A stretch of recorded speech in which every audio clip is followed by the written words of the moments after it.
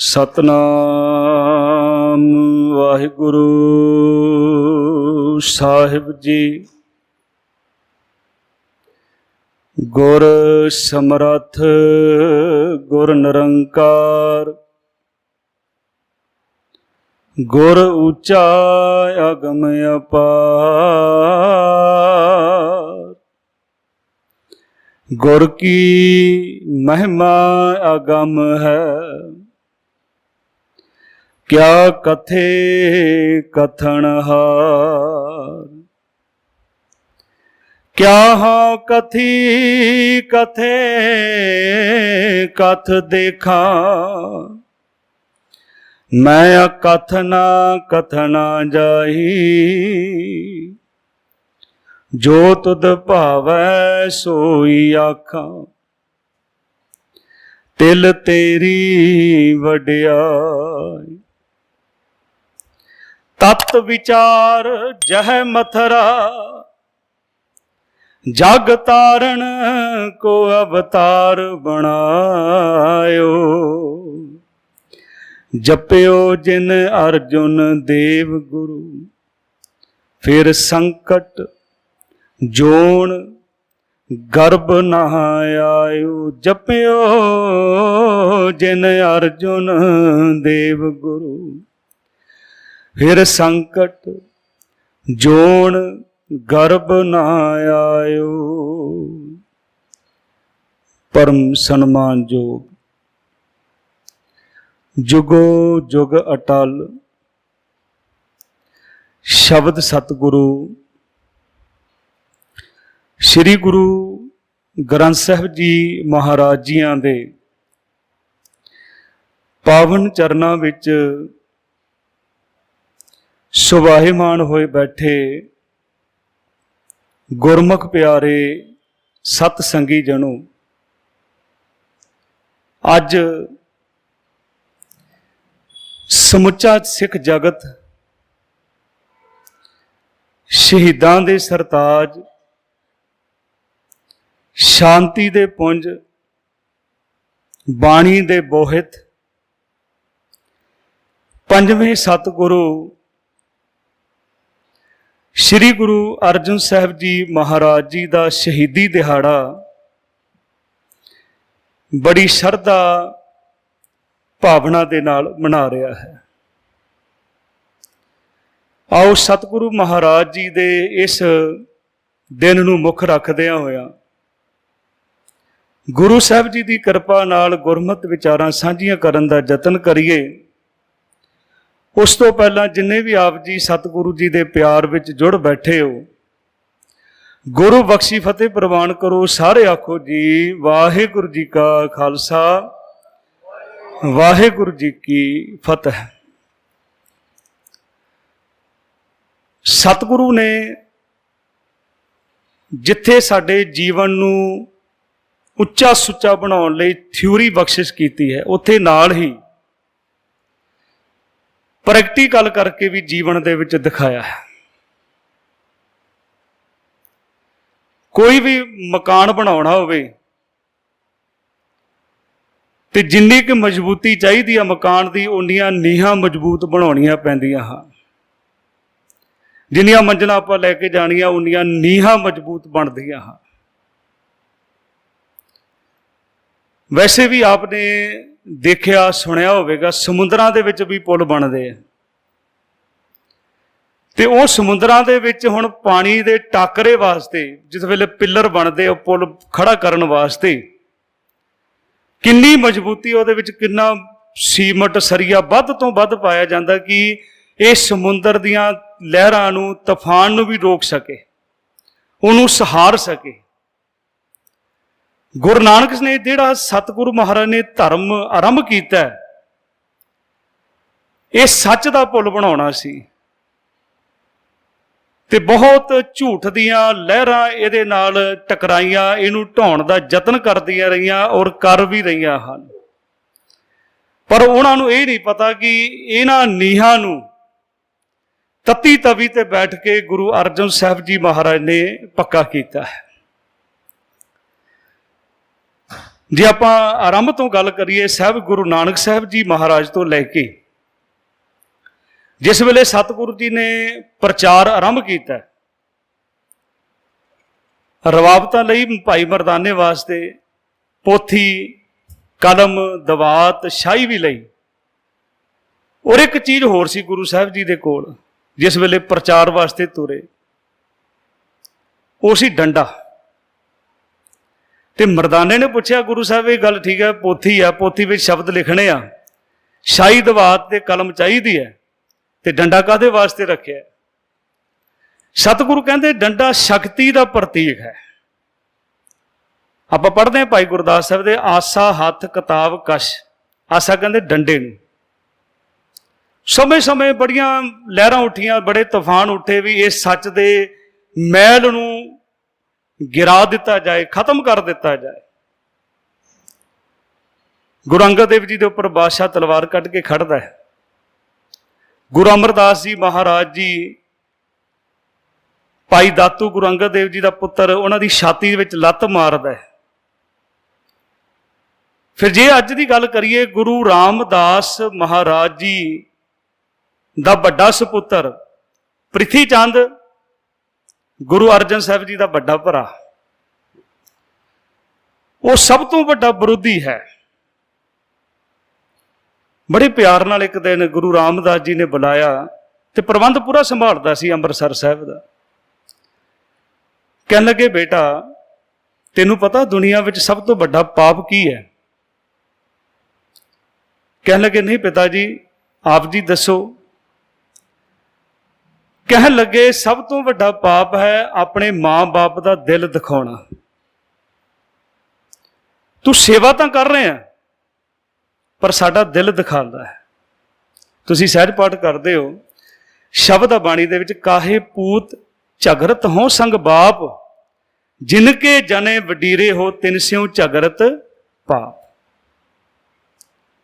ਇਹ ਨਹੀਂ ਕਿ ਬੰਦਾ ਸੇਵਾ ਕਰ ਰਿਹਾ ਤੇ ਗੁਰੂ ਤਾਂ ਉਹਦੀ ਨੀਅਤ ਦੇਖਦਾ ਹੈ ਤਾਂ ਗੁਰੂ ਦਾ ਪੁੱਤਰ ਹੈ ਪ੍ਰਿਥੀ ਚੰਦ, ਸ਼ਕਲ ਤੋਂ ਭੈੜਾ ਨਹੀਂ ਹੈ। ਕਿਸੇ ਨੇ ਬੜਾ ਸੋਹਣਾ ਲਿਖਿਆ, ਨਾ ਸੁਰਤ ਬੁਰੀ ਹੈ ਨਾ ਸੀਰਤ ਬੁਰੀ ਹੈ, ना सुरत बुरी है ना सीरत बुरी है, बुरा तो वो है जिसकी नीयत बुरी है। वो भावें किसी भी खेतर विच होवे, परिवार दे विच होवे, समाज विच, उन्हें नुकसान ही नुकसान करना है, क्योंकि जिहदी नीयत चंगी नहीं है। जिन मन होर मुख होर से कांडे कच्चे है। एक होर बेनती करते हैं, गुरु रामदास जी दे 3 सुपुत्र हैं। ਪ੍ਰਿਥੀ ਚੰਦ ਵੱਡਾ ਸੀ, ਇੱਕ ਸੀ ਮਹਾਦੇਵ 2 ਨੰਬਰ ਦਾ, ਤੀਸਰੇ ਗੁਰੂ ਅਰਜਨ ਸਾਹਿਬ ਜੀ ਬਾਹਰ। ਤਿੰਨਾਂ ਦਾ ਸੁਭਾਅ ਅਲੱਗ-ਅਲੱਗ ਹੈ, ਔਰ ਅੱਜ ਦੇ ਸਿੱਖਾਂ ਦੇ ਵਿੱਚ ਵੀ ਉਹ ਤਿੰਨੇ ਸੁਭਾਅ ਤੁਹਾਨੂੰ ਮਿਲਣਗੇ। ਪ੍ਰਿਥੀ ਚੰਦ ਵਰਗੇ ਵੀ ਬਹੁਤ ਹਨ ਸਾਡੀ ਕੌਮ ਦੇ ਵਿੱਚ, ਜਿਨ੍ਹਾਂ ਨੂੰ ਸਿਰਫ ਗੋਲਕ ਚੰਗੀ ਲੱਗਦੀ ਹੈ। ਗੋਲਕ ਗੁਰੂ ਦੀ ਸੰਗਤ ਦਾ ਪੈਸਾ ਔਰ ਮਾਲਕ ਆਪ ਬਣ ਕੇ ਬੈਠ ਜਾਂਦੇ, ਉਹਦੀ ਦੁਰਵਰਤੋਂ ਕਰਦੇ। ਉਹਨਾਂ ਨੂੰ ਹੋਰ ਕੁਝ ਨਹੀਂ ਚਾਹੀਦਾ, ਅਖਬਾਰਾਂ ਵਿੱਚ ਨਾਮ ਆ ਜਾਏ, ਫੋਟੋ ਆ ਜਾਏ, ਹੋਰ ਕੁਝ ਨਹੀਂ ਚਾਹੀਦਾ। ਪ੍ਰਿਥੀ ਚੰਦ ਵਰਗੇ ਵੀ ਹਨ ਤੇ ਮਹਾਦੇਵ ਵਰਗੇ ਵੀ ਹਨ, ਜਿਹੜੇ ਬਿਰਕਤ ਰਹਿੰਦੇ ਸੀ। ਆਪਾਂ ਕੀ ਲੈਣਾ? ਆਪਾਂ ਆਏ, ਪ੍ਰਸ਼ਾਦ ਲਿਆ, ਘਰ ਚਲੇ ਗਏ, ਆਪਾਂ ਕੀ ਲੈਣਾ? ਕੀ ਹੋ ਰਿਹਾ ਹੈ? ਤੀਸਰੇ ਗੁਰੂ ਅਰਜਨ ਸਾਹਿਬ ਜੀ ਵਰਗੇ ਜੋੜਿਆਂ ਦੇ ਵਿੱਚ ਖੜੇ ਹੋ ਕੇ ਸੇਵਾ ਵੀ ਕਰਦੇ ਆ, ਲੰਗਰ ਵਿੱਚ ਵੀ ਸੇਵਾ ਕਰਦੇ ਹਨ। ਤੁਸੀਂ ਕਦੇ ਜਾਓ ਪਿਪਲੀ ਸਾਹਿਬ ਗੁਰਦੁਆਰਾ ਅੰਮ੍ਰਿਤਸਰ, ਸੰਗਤਾਂ ਆਉਂਦੀਆਂ ਸੀ ਬਾਰੰਬਾਰ ਗੁਰਦੁਆਰਾ, ਤੇ ਉੱਥੇ ਜਾ ਕੇ ਸੰਗਤਾਂ ਨੇ ਥੱਕਿਆ ਹੋਣਾ, ਪੈਦਲ ਚੱਲ ਕੇ ਆਉਂਦੀਆਂ ਸੀ ਸੰਗਤਾਂ, ਤੇ ਉਹਨਾਂ ਦੀਆਂ ਰਾਤ ਨੂੰ ਸੁੱਤੇ ਪੈ ਦੀਆਂ ਲੱਤਾਂ ਘੁੱਟਣੀਆਂ, ਮੁੱਠੀ ਚਾਪੀ ਕਰਨੀ। ਗੁਰੂ ਅਰਜਨ ਸਾਹਿਬ ਜੀ, ਗੁਰੂ ਅਰਜਨ ਸਾਹਿਬ ਜੋੜਿਆਂ ਦੀ ਸੇਵਾ ਕਰਦਾ ਹੈ, ਗੁਰੂ ਅਰਜਨ ਸਾਹਿਬ ਲੰਗਰ ਦੀ ਸੇਵਾ ਕਰਦਾ ਹੈ, ਸੰਗਤ ਦੀ ਮੁੱਠੀ ਚਾਪੀ ਕਰਦਾ ਹੈ। ਕੀਰਤਨੀਏ ਨਾਰਾਜ਼ ਹੋ ਕੇ ਚਲੇ ਗਏ, ਸੱਤਾ ਤੇ ਬਲਵੰਡ ਸਰੰਦਾ ਲੈ ਕੇ ਕੀਰਤਨ ਕਰਦਾ ਹੈ। ਜਿੱਦਣ ਕੌਮ ਨੂੰ ਲੋੜ ਪੈਂਦੀ ਹੈ ਤੇ ਸ਼ਹਾਦਤ ਵੀ ਦਿੰਦਾ ਹੈ। ਇਦਾਂ ਦਾ ਸਿੱਖ ਚਾਹੀਦਾ ਹੈ ਅੱਜ। ਤੇ ਮੈਂ ਬੇਨਤੀ ਕਰ ਰਿਹਾ ਸੀ, ਪ੍ਰਿਥੀ ਚੰਦ ਨੂੰ ਗੁਰੂ ਸਾਹਿਬ ਕਹਿਣ ਲੱਗੇ, ਗੁਰੂ ਰਾਮਦਾਸ ਕਹਿਣ ਲੱਗੇ, ਬੇਟਾ ਸਭ ਤੋਂ ਵੱਡਾ ਪਾਪ ਕੀ ਹੈ? ਮਾਂ ਬਾਪ ਦੇ ਨਾਲ ਝਗੜਾ ਕਰਨਾ। ਕਾਹੇ ਪੂਤ ਝਗਰਤ ਹੋਂ ਸੰਗ ਬਾਪ, ਜਿਨ ਕੇ ਜਨੇ ਵਡੀਰੇ ਹੋ ਤਿਨ ਸਿਉ ਝਗਰਤ ਪਾਪ। ਪੰਜਵੇਂ ਪਾਤਸ਼ਾਹ ਗੁਰੂ ਅਰਜਨ ਸਾਹਿਬ ਜੀ ਗੁਰਤਾ ਗੱਦੀ ਤੇ ਬਿਰਾਜਮਾਨ ਹੋਏ। ਆਪਾਂ ਦੇਖਣਾ ਕਿ ਸ਼ਹੀਦੀ ਦੇ ਕਾਰਨ ਕੀ ਹਨ। ਸਤਿਗੁਰੂ ਜੀ ਨੇ ਸਭ ਤੋਂ ਵੱਡਾ ਕਾਰਜ ਕੀਤਾ ਹੈ, ਗੁਰੂ ਗ੍ਰੰਥ ਸਾਹਿਬ ਜੀ ਮਹਾਰਾਜ ਦੀ ਸੰਪਾਦਨਾ ਕਰਨੀ। ਸਾਨੂੰ ਪ੍ਰਾਊਡ ਹੋਣਾ ਚਾਹੀਦਾ, ਸਾਨੂੰ ਮਾਣ ਹੋਣਾ ਚਾਹੀਦਾ ਆਪਣੇ ਗੁਰੂ ਦੇ ਉੱਪਰ। ਗੁਰੂ ਨਾਨਕ ਸਾਹਿਬ ਜੀ ਨੇ ਦੁਨੀਆ ਦੇ ਕੋਨੇ-ਕੋਨੇ ਵਿੱਚ ਜਾ ਕੇ ਉਹਨਾਂ ਮਹਾਂਪੁਰਖਾਂ ਦੀ, ਜਿਨ੍ਹਾਂ ਨੇ ਇੱਕ ਦੀ ਗੱਲ ਕੀਤੀ ਹੈ, ਉਹਨਾਂ ਦੀ ਬਾਣੀ ਇਕੱਤਰ ਕੀਤੀ। ਬਾਣੀ ਗੁਰੂ ਅੰਗਦ ਦੇਵ ਜੀ ਨੂੰ ਦਿੱਤੀ, ਗੁਰੂ ਅਮਰਦਾਸ ਜੀ ਨੂੰ ਦਿੱਤੀ, ਗੁਰੂ ਅਮਰਦਾਸ ਜੀ ਤੋਂ ਰਾਮਦਾਸ, ਗੁਰੂ ਰਾਮਦਾਸ ਜੀ ਤੋਂ ਗੁਰੂ ਅਰਜਨ ਸਾਹਿਬ ਤੱਕ ਕਰਾਈ। ਬਹੁਤ ਵੱਡਾ ਕਾਰਜ ਕੀਤਾ ਗੁਰੂ ਸਾਹਿਬ ਮਹਾਰਾਜ ਨੇ। ਤੇ ਹੁਣ ਉਹ ਲੋਕ ਨਹੀਂ ਸਮਝਦੇ ਜਿਹੜੇ ਜਾਤ ਅਭਿਮਾਨੀ ਲੋਕ ਸਨ, ਵੀ ਇਹਦੇ ਵਿੱਚ ਤਾਂ ਸ਼ੂਦਰ ਵੀ ਬੈਠੇ ਆ। ਬਹੁਤ ਘੱਟ ਲੋਕ ਜਾਣਦੇ, ਸਿੱਖ ਵੀ ਘੱਟ ਜਾਣਦੇ ਆ। 35 ਮਹਾਂਪੁਰਸ਼ਾਂ ਦੀ ਬਾਣੀ ਹੈ। ਇੱਥੇ ਜਾਤ ਦਾ ਨਹੀਂ, ਇੱਥੇ ਜਿਹਨੇ ਰੱਬ ਨੂੰ ਯਾਦ ਕੀਤਾ ਨਾ, ਉਹਦੀ ਗੱਲ ਕੀਤੀ ਗਈ ਹੈ। ਗੁਰੂ ਪਿਆਰਿਓ, ਗੁਰੂ ਗ੍ਰੰਥ ਸਾਹਿਬ ਦੇ 7 ਬ੍ਰਾਹਮਣਾਂ ਦੀ ਬਾਣੀ ਹੈ। 7 ਬ੍ਰਾਹਮਣਾਂ ਦੀ, ਮੁਸਲਮਾਨਾਂ ਦੀ ਬਾਣੀ ਹੈ, ਜਿਨ੍ਹਾਂ ਨੂੰ ਲੋਕ ਨੀਵਾਂ ਕਹਿੰਦੇ ਸੀ। ਭਗਤ ਰਵਿਦਾਸ ਜੀ, ਭਗਤ ਕਬੀਰ ਸਾਹਿਬ ਜੀ, ਭਗਤ ਸੈਣ, ਭਗਤ ਪੀਪਾ ਜੀ, ਉਹਨਾਂ ਦੀ ਬਾਣੀ ਦਰਜ ਕੀਤੀ ਗਈ। ਤੇ ਜਾਤ ਅਭਿਮਾਨੀ ਨਹੀਂ ਚਾਹੁੰਦੇ।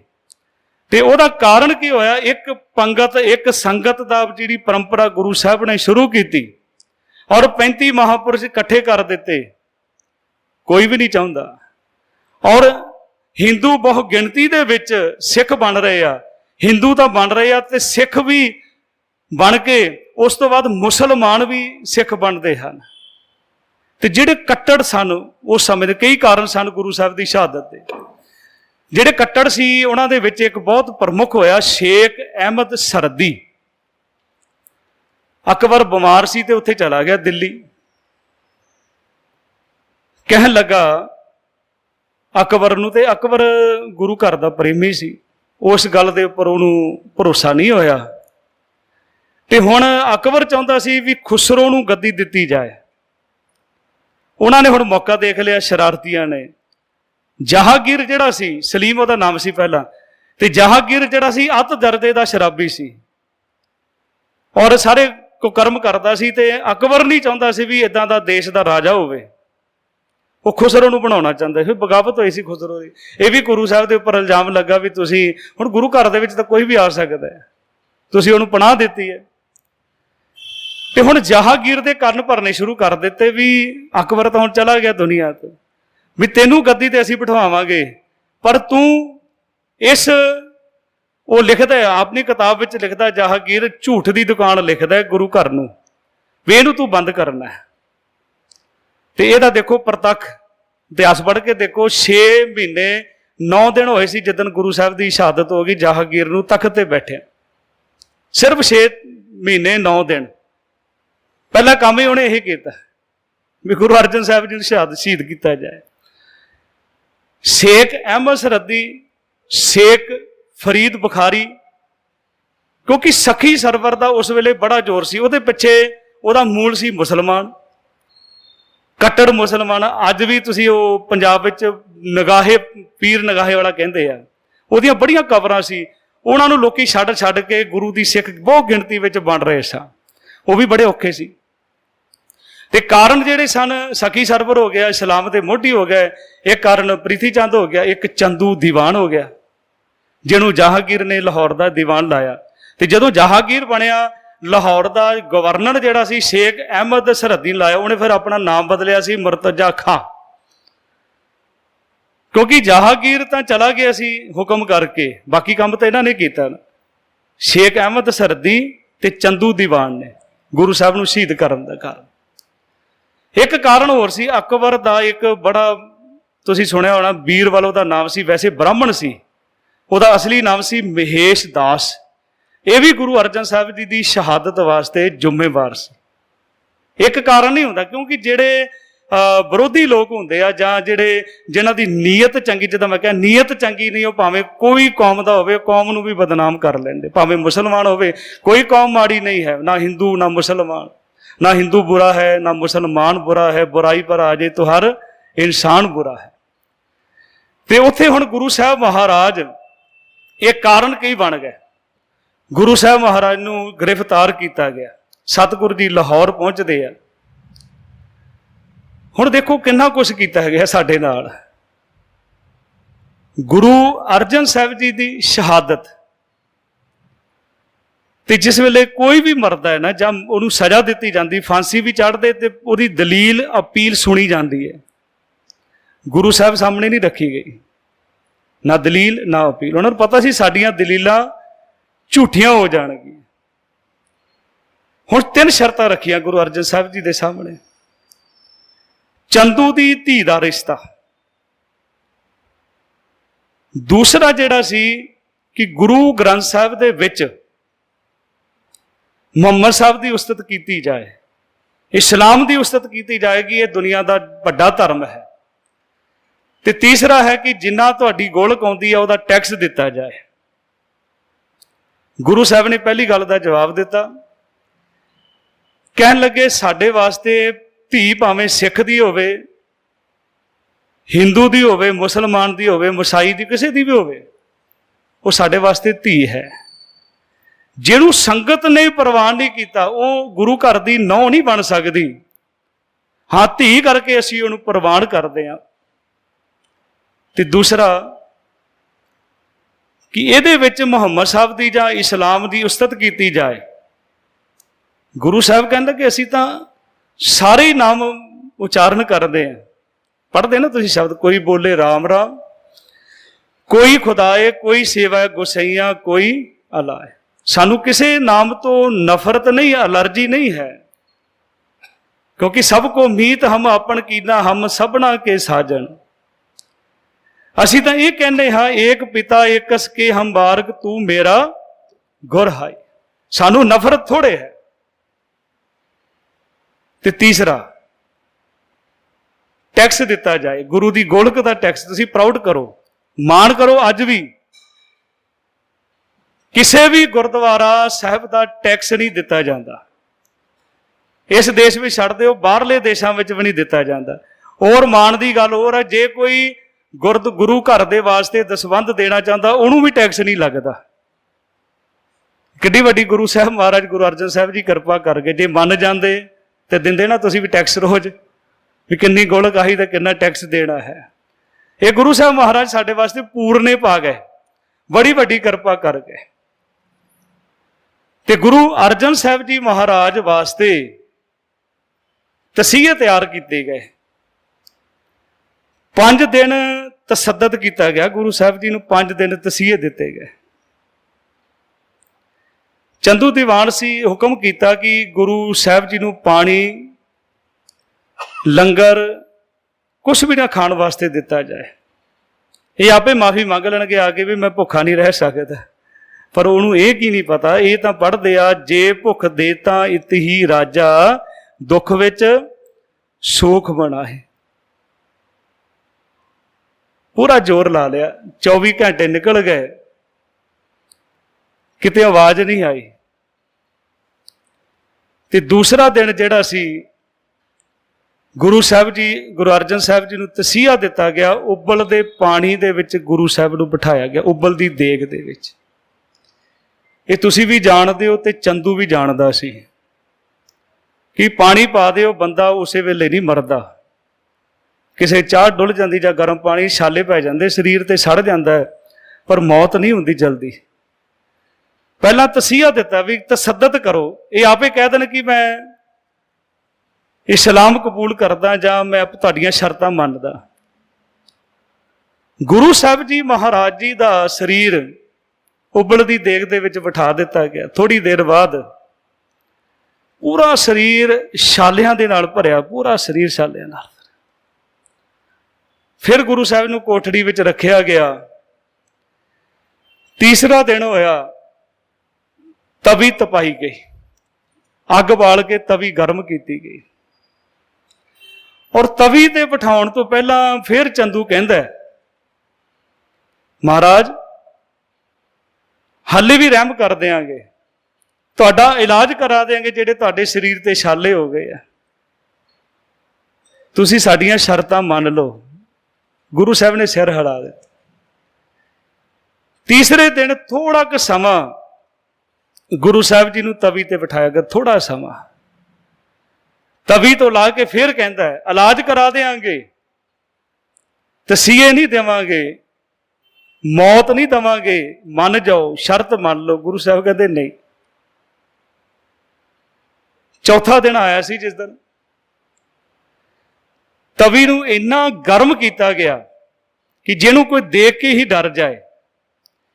ਦੁਪਹਿਰ ਤੱਕ ਇੰਨੀ ਉੱਪਰ, ਹੁਣ ਗਰਮੀ ਦਾ ਮੌਸਮ, ਇਹ ਜੇਠ ਦਾ ਮਹੀਨਾ, ਇੰਨੀ ਅੱਗ ਬਾਲੀ ਗਈ, ਉਸ ਤਵੀ ਨੂੰ, ਲੋਹੇ ਦੀ ਤਵੀ ਨੂੰ ਲਾਲ ਕਰ ਦਿੱਤਾ ਗਿਆ। ਬੜਾ ਸੋਹਣਾ ਕਿਸੇ ਅਦੀਬ ਨੇ ਲਿਖਿਆ, ਉਹ ਲੋਹਾ ਗਰਮ ਕੀਤਾ ਗਿਆ ਜਿਹੜਾ ਗੁਰੂ ਹਰਗੋਬਿੰਦ ਸਾਹਿਬ ਜੀ ਦੀ ਤਲਵਾਰ ਬਣ ਗਿਆ। ਗੁਰੂ ਸਾਹਿਬ ਨੇ ਕਿਹਾ ਸੀ, ਤੁਸੀਂ ਮੇਰੀ ਜ਼ੁਬਾਨ ਤਾਂ ਬੰਦ ਕਰ ਸਕਦੇ ਹੋ, मेरी सदा को दबाना तो मुमकिन है, पर बदलते वक्त की रफ्तार को कौन रोकेगा। मेरे ख्यालों की परवाज रोकने वालों, हर गोबिंद की तलवार को कौन रोकेगा। तुसी मेरी तो जबान बंद कर दोगे, पर जिहड़ा समा अगे आएगा। गुरु हरगोबिंद साहब जी ने 4 जंगां लड़ियां और 4 ਦੇ ਵਿੱਚ ਜਿੱਤ ਪ੍ਰਾਪਤ ਕੀਤੀ। ਪਹਿਲੀ ਵਾਰੀ ਸਿੱਖ ਕੌਮ ਜੰਗ ਲੜੀ ਹੈ, ਪਹਿਲੀ ਵਾਰੀ, ਔਰ 4 ਦੇ ਵਿੱਚ ਜਿੱਤ ਪ੍ਰਾਪਤ ਕੀਤੀ ਹੈ। ਪ੍ਰਿੰਸੀਪਲ ਸਤਵੀਰ ਸਿੰਘ ਲਿਖਦੇ ਆ ਕਿ ਇਹ ਸਿੱਖ ਕੌਮ ਦਾ ਟਰਨਿੰਗ ਪੁਆਇੰਟ ਸੀ। ਗੁਰਬਾਣੀ ਦੇ ਨਾਲ ਕੁਰਬਾਨੀ ਦਾ ਯੁੱਗ ਸ਼ੁਰੂ ਹੋਇਆ, ਕਿਉਂਕਿ ਗੁਰਬਾਣੀ ਹੀ ਸਾਨੂੰ ਕੁਰਬਾਨੀ ਕਰਨ ਦੀ ਸਬਕ ਦਿੰਦੀ ਹੈ। ਜਿੰਨੇ ਤੱਕ ਇਬਾਦਤ ਨਹੀਂ ਹੈ, ਸ਼ਹਾਦਤ ਵੀ ਨਹੀਂ ਹੋ ਸਕਦੀ। ਸ਼ਹੀਦ ਤਾਂ ਹੁਣ ਤਾਂ ਜਣਾ ਖਣਾ ਸ਼ਹੀਦ ਹੋ ਗਿਆ, ਕਿਸੇ ਨੂੰ ਵੀ ਸ਼ਹੀਦ ਕਹਿ ਦਿੰਦੇ ਆ, ਪਰ ਇਹ ਵੀ ਸਾਡੇ ਇਹ ਸ਼ਬਦ ਜਿਹੜਾ ਸਾਡੇ ਦੇਸ਼ ਦਾ ਨਹੀਂ, ਹਿੰਦੁਸਤਾਨ ਦਾ ਨਹੀਂ ਹੈ। ਸ਼ਹੀਦ, ਸ਼ਹੀਦ ਸ਼ਬਦ ਇਸਲਾਮ ਤੋਂ ਆਇਆ ਹੈ, ਔਰ ਕੁਰਾਨ ਦੇ ਵਿੱਚ 35 ਵਾਰੀ ਸ਼ਹੀਦ ਸ਼ਬਦ ਲਿਖਿਆ। 35 ਵਾਰੀ, ਗੁਰੂ ਗ੍ਰੰਥ ਸਾਹਿਬ 'ਚ 2 ਵਾਰੀ ਹੈ। 35 ਵਾਰੀ ਕੁਰਾਨ ਦੇ ਵਿੱਚ ਸ਼ਹੀਦ ਸ਼ਬਦ ਲਿਖਿਆ। ਔਰ ਇਸਲਾਮ ਦੇ ਵਿੱਚ 5 ਦਰਜੇ ਦਿੱਤੇ ਜਾਂਦੇ ਆ ਸ਼ਹੀਦ ਨੂੰ, 5 ਦਰਜੇ। ਪਹਿਲਾ ਦਰਜਾ ਸ਼ਹੀਦ ਦਾ, ਜਿਹੜਾ ਆਪਣੇ ਸਿਰ ਧੜ ਦੀ ਬਾਜੀ ਲਾ ਦਿੰਦਾ ਹੈ। ਸ਼ਹੀਦ ਅਰਬੀ ਭਾਸ਼ਾ ਦਾ ਸ਼ਬਦ ਹੈ, ਮਤਲਬ ਗਵਾਹੀ ਦੇਣ ਵਾਲਾ। ਦੂਸਰਾ ਸ਼ਬਦ ਜਿਹੜਾ ਹੈ ਸ਼ਹੀਦੇ ਆਜ਼ਮ, ਸ਼ਹੀਦਾਂ ਵਿੱਚੋਂ ਵੱਡਾ ਸ਼ਹੀਦ। ਤੀਸਰਾ ਹੈ ਸ਼ਹੀਦੇ ਕਰਬਲਾ, ਮੁਹੰਮਦ ਸਾਹਿਬ ਦੇ ਦੋਤੇ ਸਨ ਹਸਨ ਤੇ ਹੁਸੈਨ, ਫਾਤਿਮਾ ਦੇ ਪੁੱਤਰ, ਉਹਨੂੰ ਕਹਿੰਦੇ ਸ਼ਹੀਦੇ ਕਰਬਲਾ। ਚੌਥਾ ਹੈ ਸ਼ਹੀਦੇ ਮੁਹੱਬਤ, ਜਿਹੜਾ ਆਪਣੇ ਪ੍ਰੇਮੀ ਜਾਂ ਪ੍ਰੇਮਿਕਾ ਦੇ ਪਿਆਰ ਦੇ ਵਿੱਚ ਸ਼ਹੀਦ ਹੋ ਜਾਂਦਾ, ਉਹਨੂੰ ਸ਼ਹੀਦੇ ਮੁਹੱਬਤ।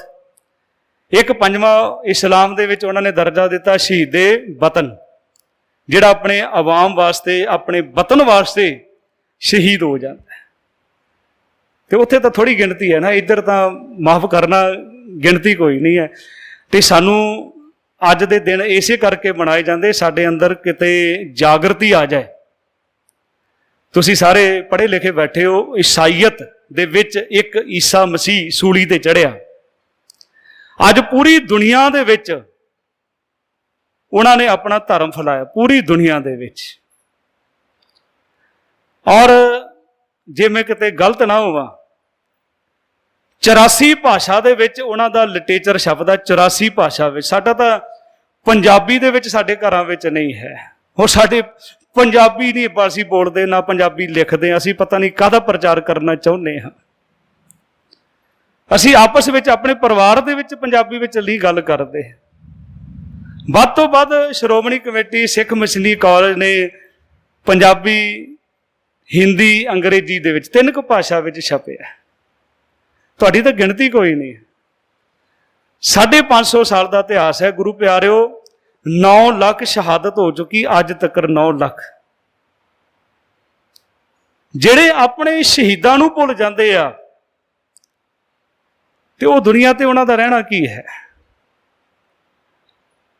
ਅੱਜ ਮੈਂ ਪਿੱਛੇ ਵੀ ਬੇਨਤੀ ਕੀਤੀ ਸੀ, 1 ਤਰੀਕ ਤੋਂ 6 ਜੂਨ ਤੱਕ ਕਿੰਨੀਆਂ ਕੁ ਗੁਰਦੁਆਰਾ ਪ੍ਰਬੰਧਕ ਕਮੇਟੀਆਂ ਸਾਡੇ ਦੇਸ਼ ਵਿੱਚ ਜਿਹਨਾਂ ਨੇ ਉਹ ਦਿਨ ਮਨਾਇਆ, ਸ਼ਰਧਾਂਜਲੀ ਵੀ ਨਹੀਂ ਦਿੱਤੀ ਕਿਸੇ ਨੇ।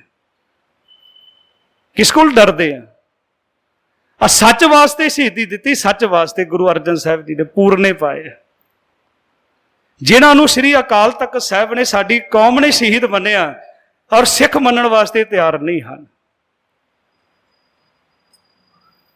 ਚਲੋ ਵਿਚਾਰ ਕਰੀਏ, ਚੌਥਾ ਦਿਨ ਸੀ ਜਿੱਦਣ ਗੁਰੂ ਅਰਜਨ ਸਾਹਿਬ ਜੀ ਮਹਾਰਾਜ ਦੇ ਸਾਹਮਣੇ ਤਵੀ ਨੂੰ ਇੰਨਾ ਲਾਲ ਕੀਤਾ ਗਿਆ, ਇੰਨਾ ਲਾਲ ਕੀਤਾ ਗਿਆ ਕਿ ਦੇਖ ਕੇ ਡਰ ਜਾਣਗੇ।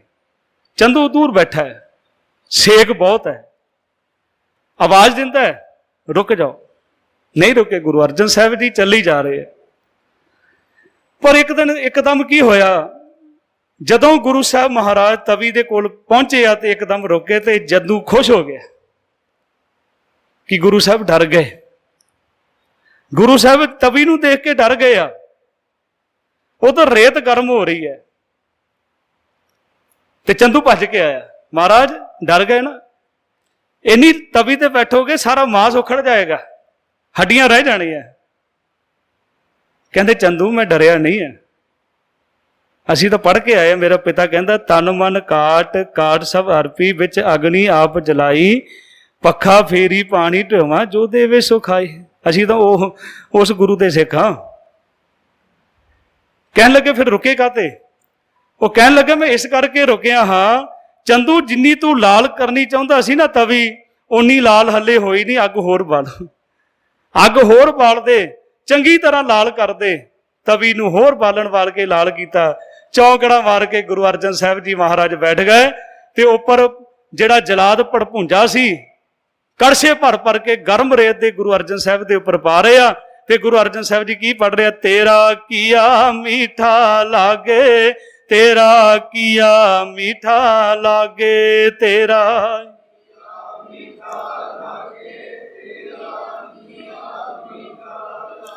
ਤੇਰਾ ਕੀਆ ਮੀਠਾ ਲਾਗੈ, ਤੇਰਾ ਕੀਆ ਮੀਠਾ ਲਾਗੈ, ਤੇਰਾ।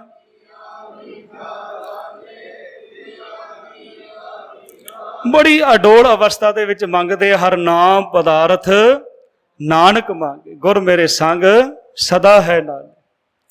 ਉਹ ਜਿਹੜਾ ਜਲਾਦ ਪਾ ਰਿਹਾ ਸੀ ਨਾ ਰੇਤ ਗੁਰੂ ਸਾਹਿਬ ਦੇ ਉੱਪਰ, ਕੜਛੇ ਭਰ ਭਰ ਕੇ ਗਰਮ ਰੇਤ ਦੇ, ਉਹ ਰੁਕ ਗਿਆ, ਬੈਰਾਗ ਦੇ ਵਿੱਚ ਆ ਗਿਆ, ਅੱਖਾਂ ਦੇ ਵਿੱਚ ਹੰਝੂ ਆ ਗਏ, ਰੁਕ ਗਿਆ। ਗੁਰੂ ਅਰਜਨ ਸਾਹਿਬ ਜੀ ਨੇ ਨੇਤਰ ਖੋਲੇ, ਕਹਿਣ ਲੱਗੇ ਕੀ ਹੋਇਆ ਭਾਈ, ਤੂੰ ਤਾਂ ਜਲਾਦ ਆ, ਪਤਾ ਨਹੀਂ ਕਿੰਨੇ ਕੁ ਲੋਕਾਂ ਨੂੰ ਮਾਰ ਚੁੱਕਿਆ। ਕਹਿਣ ਲੱਗਾ ਮੇਰੇ ਕੋਲ ਨਹੀਂ ਦੇਖਿਆ ਜਾਂਦਾ, ਮੈਂ ਇਹ ਕੰਮ ਨਹੀਂ ਕਰ ਸਕਦਾ। ਕਹਿਣ ਲੱਗੇ ਤੂੰ ਆਪਣਾ ਕੰਮ ਕਰ, ਤੂੰ ਹੁਕਮ ਮੰਨ, ਸਰਕਾਰ ਦਾ ਹੁਕਮ ਹੈ। ਕੜਛੇ ਤਾਂ ਪਾ ਰਿਹਾ ਹੈ, ਪਰ ਨਾਲ ਕੀ ਬੋਲਦਾ, ਧੰਨ ਗੁਰੂ ਅਰਜਨ ਸਾਹਿਬ ਜੀ, ਧੰਨ ਗੁਰੂ ਅਰਜਨ ਸਾਹਿਬ ਜੀ, ਰੋਈ ਜਾ ਰਿਹਾ ਹੈ। ਤੇ ਇਹ ਵੀ ਇਤਿਹਾਸ ਲਿਖਦਾ ਕਿ ਉਦੋਂ ਹੀ ਉਹਨੇ ਨੌਕਰੀ ਛੱਡ ਦਿੱਤੀ। ਕੀ ਕਰਦਾ ਹੈ, ਕਮਲਿਆਂ ਮਗਰ ਘੁੰਮਦਾ, ਇਹੀ ਬੋਲੀ ਜਾਂਦਾ, ਧੰਨ ਗੁਰੂ ਅਰਜਨ ਸਾਹਿਬ ਜੀ, ਧੰਨ ਗੁਰੂ ਅਰਜਨ ਸਾਹਿਬ ਜੀ। ਜਿੱਦਣ ਜਹਾਂਗੀਰ ਨੂੰ ਅਕਲ ਆਈ, ਉਹਨੇ ਸਭ ਤੋਂ ਪਹਿਲਾਂ ਚੰਦੂ ਨੂੰ ਫੜ ਕੇ ਸਿੱਖਾਂ ਦੇ ਹਵਾਲੇ ਕੀਤਾ। ਉਹਨੂੰ ਪਤਾ ਲੱਗਾ ਜਲਾਦ ਭੜਭੁੰਜੇ ਨੂੰ, ਉਹ ਕੜਛਾ ਲੈ ਕੇ ਪਹੁੰਚਿਆ, ਕੜਛੇ ਮਾਰ ਮਾਰ ਕੇ ਉਹਨੇ ਚੰਦੂ ਨੂੰ ਵੀ ਮਾਰਿਆ ਸੀ। ਅੰਦਰ ਇੰਨਾ ਵੈਰਾਗ ਉਹਦੇ, ਜੇ ਜਲਾਦ ਇੱਕ ਉਹਦਾ ਦਿਲ ਪਿਘਲ ਸਕਦਾ ਹੈ ਗੁਰੂ ਅਰਜਨ ਸਾਹਿਬ ਨੂੰ ਯਾਦ ਕਰਕੇ, ਤੇ ਸਿੱਖਾ ਤੇਰਾ ਦਿਲ ਕਿਉਂ ਨਹੀਂ ਪਿਘਲ ਸਕਦਾ। ਜਪਿਓ ਜਿਨ ਅਰਜਨ ਦੇਵ ਗੁਰੂ, ਜਪਿਓ ਜਿਨ ਅਰਜਨ ਦੇਵ ਗੁਰੂ।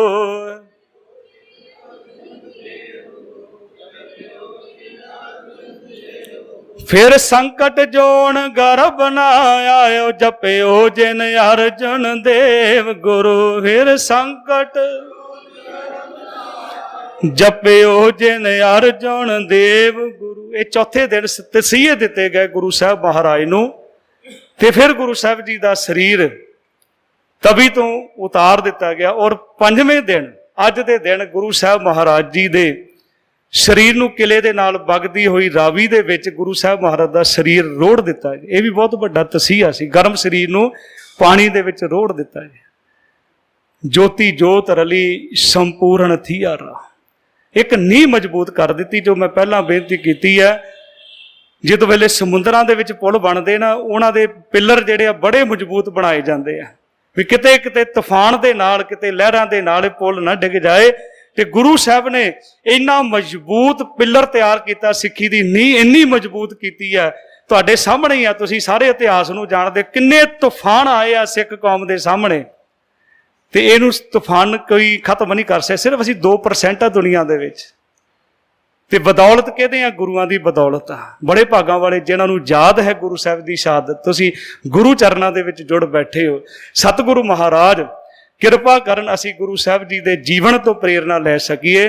ਕੋਈ ਬਹੁਤ ਲੰਬੇਰੀ ਉਮਰ ਨਹੀਂ ਸੀ ਗੁਰੂ ਸਾਹਿਬ, 43 ਸਾਲ ਦਾ ਕੁੱਲ ਜੀਵਨ ਹੈ। 43 ਸਾਲ ਦੀ ਉਮਰ ਹੈ ਗੁਰੂ ਸਾਹਿਬ, ਸਰੀਰਕ ਉਮਰ। ਗੁਰੂ ਸਾਹਿਬ ਤਾਂ ਅੱਜ ਵੀ ਸਾਡੇ ਸਭ ਤੋਂ ਵੱਧ ਬਾਣੀ ਗੁਰੂ ਗ੍ਰੰਥ ਸਾਹਿਬ ਦੇ ਵਿੱਚ ਗੁਰੂ ਅਰਜਨ ਸਾਹਿਬ ਜੀ ਮਹਾਰਾਜ ਦੀ ਹੈ। ਸੰਪਾਦਨਾ ਗੁਰੂ ਸਾਹਿਬ ਗੁਰੂ ਗ੍ਰੰਥ ਸਾਹਿਬ ਜੀ ਦੀ ਕਰਦੇ ਆ। ਤੇ ਗੁਰੂ ਅਰਜਨ ਸਾਹਿਬ ਜੀ ਮਹਾਰਾਜ ਜਿਨ੍ਹਾਂ ਨੇ ਸਬਰ ਰੱਖਿਆ ਜੀਵਨ ਦੇ ਵਿੱਚ, ਸੰਤੋਖ ਰੱਖਿਆ, ਸਮਾਂ ਨਹੀਂ ਹੈ, ਕਿੰਨੀ ਸ਼ਾਂਤੀ ਹੋਏਗੀ ਜੀਵਨ ਦੇ ਵਿੱਚ।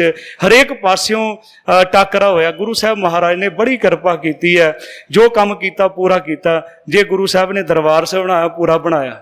ਜੇ ਗੁਰੂ ਗ੍ਰੰਥ ਸਾਹਿਬ ਦੀ ਸੰਪਾਦਨਾ ਕੀਤੀ, ਪੂਰੀ ਕੀਤੀ ਹੈ। ਪਰ ਕਚਿਆਈ ਕਿਤੇ ਨਹੀਂ ਰਹਿਣ ਦਿੱਤੀ। ਨਾ ਹਰਿਮੰਦਰ ਸਾਹਿਬ ਨੂੰ ਕੱਚੀ ਇੱਟ ਲਾਈ ਹੈ, ਤੇ ਨਾ ਗੁਰੂ ਗ੍ਰੰਥ ਸਾਹਿਬ ਦੇ ਵਿੱਚ ਕੱਚੀ ਬਾਣੀ ਪਾਈ। ਬਹੁਤ ਵੱਡੀ ਕਿਰਪਾ ਸਾਡੇ ਸਭ ਪਰ ਗੁਰੂ ਸਾਹਿਬ ਮਹਾਰਾਜ ਨੇ ਕੀਤੀ ਹੈ। ਐਸੀ ਸ਼ਹਾਦਤ ਤੋਂ ਅਸੀਂ ਪ੍ਰਣਾਮ ਕਰਦੇ ਹਾਂ। ਸੇਧ ਲਈਏ ਗੁਰੂ ਸਾਹਿਬ ਦੀ ਬਾਣੀ ਨੂੰ, ਵੱਧ ਤੋਂ ਵੱਧ ਪੜ੍ਹੀਏ, ਗੁਰੂ ਸਾਹਿਬ ਦੇ ਇਤਿਹਾਸ ਨੂੰ ਪੜ੍ਹੀਏ, ਆਪਣੇ ਬੱਚਿਆਂ ਨੂੰ ਪੜ੍ਹਾਉਣ ਦਾ ਯਤਨ ਕਰੀਏ। ਇੰਨੀਆਂ ਬੇਨਤੀਆਂ ਪ੍ਰਵਾਨ ਕਰਦੇ ਹਾਂ। ਬੁਲਾਓ ਫਤਿਹ। ਸਾਰੇ ਆਖੋ ਜੀ ਵਾਹਿਗੁਰੂ ਜੀ ਕਾ ਖਾਲਸਾ, ਵਾਹਿਗੁਰੂ ਜੀ ਕੀ ਫਤਿਹ।